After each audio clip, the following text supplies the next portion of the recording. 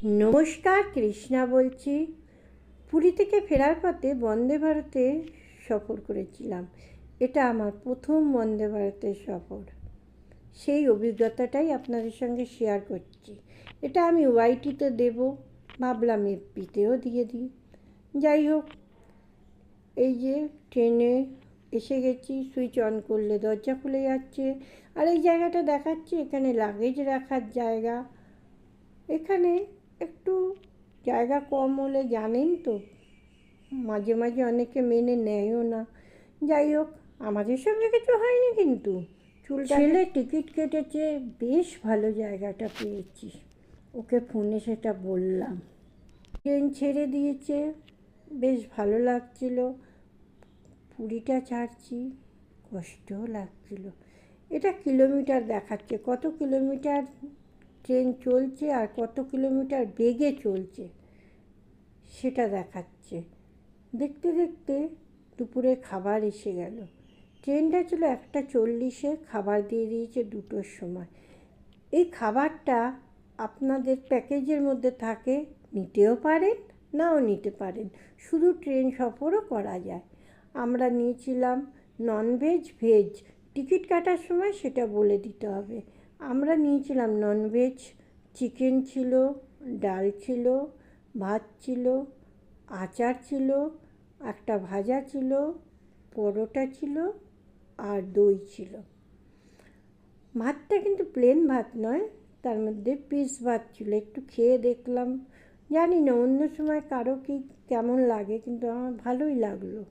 খাবারগুলো বেশ টাটকাই লাগলো। শেষ পাতে আইসক্রিম, এটাকে তো ছাড়া যায় না। ব্যাস, আমার সবচেয়ে ভালো লাগলো এই যে দেখুন, খাবারগুলো হয়ে গেলেই নিয়ে যাচ্ছে আর ফিনাইল দিয়ে ট্রেনটা মুছে দিচ্ছে। অন্তত 2বার না 3বার মুছলো। এটা বেশ ভালো লাগলো। একটু বকশিস তাদের দিতে হয়, সে যে দিতে পারেন নাও দিতে পারেন। ব্যাস, ঘুম আসছে, এর মধ্যেই দেখি এসে গেছে বিকেলের টিফিন।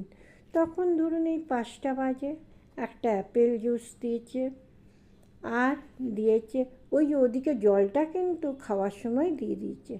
একটা চিড়ে ভাজার প্যাকেট দিয়েছে আর একটা পপকর্ন দিয়েছে, ওই মিষ্টি পপকর্ন। এটা আমার প্রথম অভিজ্ঞতা, এটা আমি আগে খাইনি। যাই হোক, আমার প্রিয় খাবারটা দিয়েছে, খাস্তা কচুরি, আর একটা সসও ছিল এর সঙ্গে। ব্যাস, এই খেতে খেতে ট্রেন দেখছি, আর তো ঘুম আসবে না। ও বাবা, দেখি এবারে এসে গেছে চা। এটা হচ্ছে চা বা কফি, আপনি যেটা খেতে চাইবেন সেটা। তরুণ খেলো কফি, আমি খেলাম চা। আমি কফি খুব একটা পছন্দ করি না। যাই হোক, ভাবলাম এটাও কিন্তু আমার প্রথম অভিজ্ঞতা। দেখলাম চাটা দিল, জলটা দিল, এই চা দিলাম। ভাবলাম কেমন হবে খেতে। বিশ্বাস করুন, খুব ভালো লাগলো।